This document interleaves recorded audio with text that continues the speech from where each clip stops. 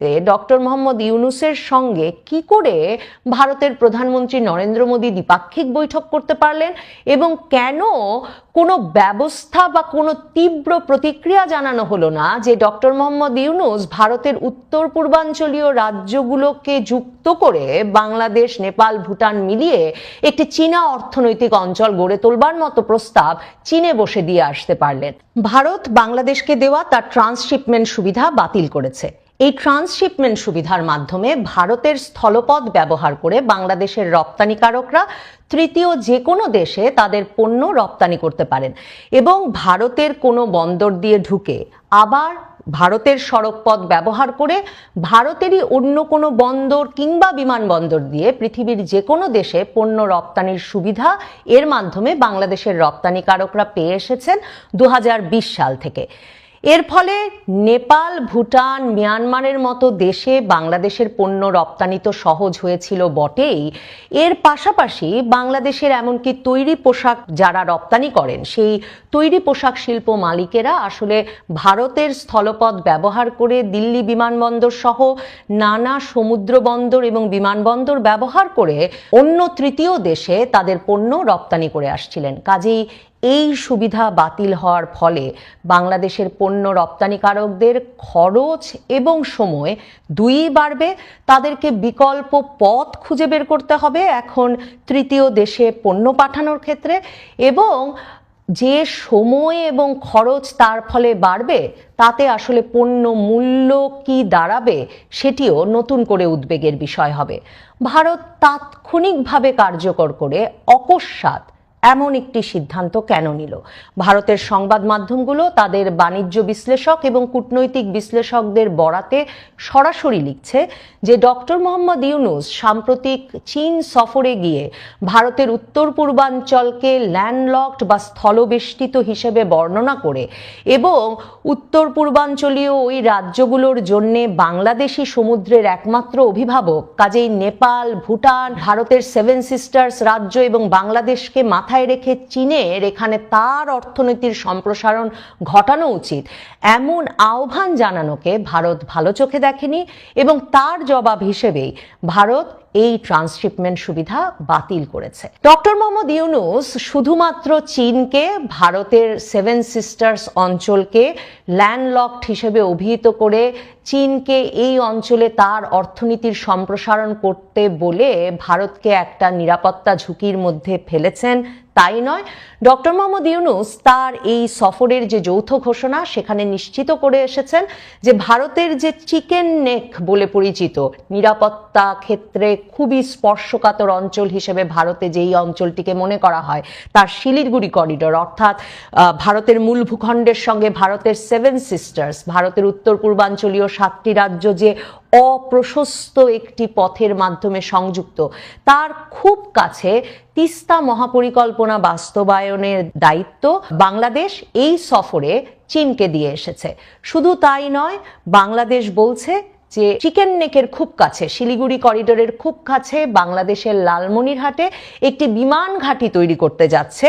চীন, এবং সেই অবকাঠামো উন্নয়নের জন্যও চীনকে আহ্বান জানিয়ে এসেছেন বাংলাদেশের সরকার প্রধান উপদেষ্টা ডক্টর মোহাম্মদ ইউনূস। বাংলাদেশের তরফে মোংলা বন্দরকে এখন নতুনভাবে মোংলা বন্দরের অবকাঠামো উন্নয়নের দায়িত্ব চীনকে দেওয়া হচ্ছে। তার মানে ডক্টর মোহাম্মদ ইউনূস চীনে গিয়ে ভারতের জন্য অত্যন্ত স্পর্শকাতর ওই অঞ্চলটিকে একরকম চীনা বিনিয়োগের জন্য সহজ জায়গা হিসেবে অভিহিত করে এসেছেন, সেটিকে ভারতে আসলে ভালো চোখে দেখা হয়নি। ডক্টর মোহাম্মদ ইউনূস চীনে এই মন্তব্য করার পরেই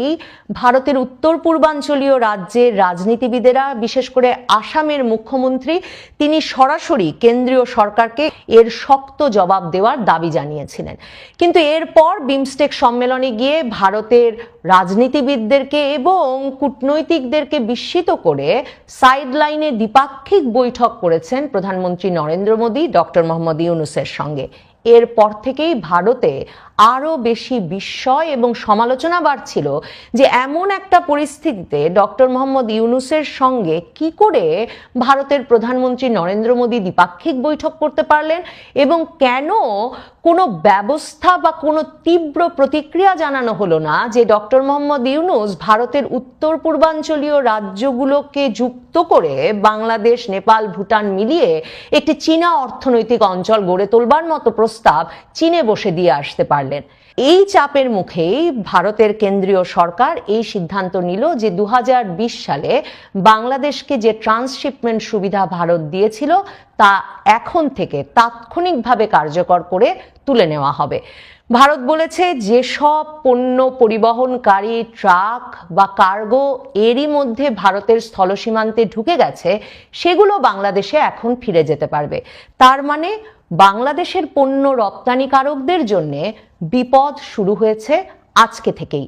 এখন থেকেই তাকে এই পণ্যগুলো পর্যন্ত গন্তব্যে নেপাল, ভুটান সহ তৃতীয় দেশের গন্তব্যে পাঠাতে হলে কোন পথে কত সময়ের মধ্যে যেতে হবে, কত খরচে যেতে হবে সেই হিসাবটি করা শুরু করতে হবে। বাংলাদেশে পণ্য রপ্তানিকারকরা এমন সময়ে এই বিপদে পড়লেন যখন মার্কিন যুক্তরাষ্ট্রের তরফে, যে দেশে বাংলাদেশ সবচেয়ে বেশি তৈরি পোশাক রপ্তানি করে, সে দেশ একটা বাড়তি শুল্ক আরোপ করেছে এবং এর ফলে আগের 15% সঙ্গে বাড়তি 37% শুল্ক যুক্ত হয়ে প্রায় 52% শুল্কের চাপে পড়েছে বাংলাদেশের রপ্তানিকারকরা মার্কিন যুক্তরাষ্ট্রের বাজারে পণ্য পরিবহনের ক্ষেত্রে। এবং অনেক অর্ডার বাতিল হচ্ছে। অনেক ক্ষেত্রেই শিপমেন্টের অর্থাৎ জাহাজীকরণের ঠিক আগে অর্ডার দেওয়া প্রতিষ্ঠানগুলো বাংলাদেশের পণ্য, তৈরি পোশাক, চামড়াজাত পণ্যকে আর জাহাজে তুলতে নিষেধ করছে। এমন অবস্থায় এখন বাংলাদেশের জন্য অনেক সময় ধরে একটা পণ্য রপ্তানির সহজ পথ যে তৈরি হয়েছিল ভারতের মধ্য দিয়ে নেপাল, ভুটানে কিংবা ভারতের মধ্য দিয়ে দিল্লি বিমানবন্দর সহ অন্যান্য ভারতীয় বন্দর ব্যবহার করে তৃতীয় কোনো দেশে পণ্য পাঠানোর ক্ষেত্রে, সেই সুবিধাটি বাতিল হয়ে গেল।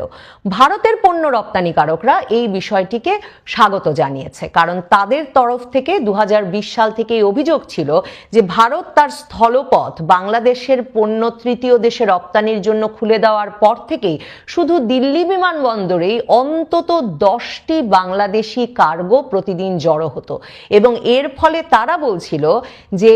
ভারতের পণ্য রপ্তানিকারকদের বাংলাদেশি পণ্য রপ্তানিকারকদের সঙ্গে ভারত থেকে অন্য দেশে পণ্য পরিবহনের ক্ষেত্রে পরিবহন সুবিধা এবং খরচ নিয়ে দর কষাকষির মধ্য দিয়ে যেতে হতো, একটা প্রতিযোগিতার মধ্য দিয়ে যেতে হতো এবং তাদেরকে ভাগাভাগি করতে হতো অন্য দেশে পণ্য পরিবহনে ভারতের যে ক্যাপাসিটি আছে সেই ক্যাপাসিটি।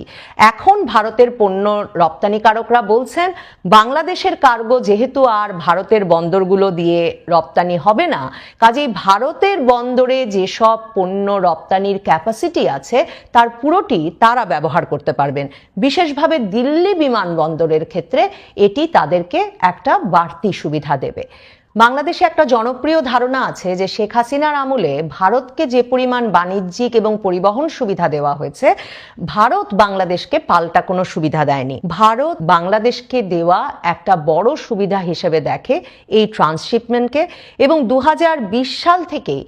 এর মাধ্যমে বাংলাদেশের পণ্য শূন্য শুল্কে ভারতের সড়ক পথ ব্যবহার করে তৃতীয় দেশে পণ্য রপ্তানি করে আসছিল। এখন ভারত এই পণ্য পরিবহন সুবিধা একতরফাভাবে বাতিল করে দিতে পারে কিনা এবং এই অকস্মাৎভাবে বাতিল করে দিতে পারে কিনা।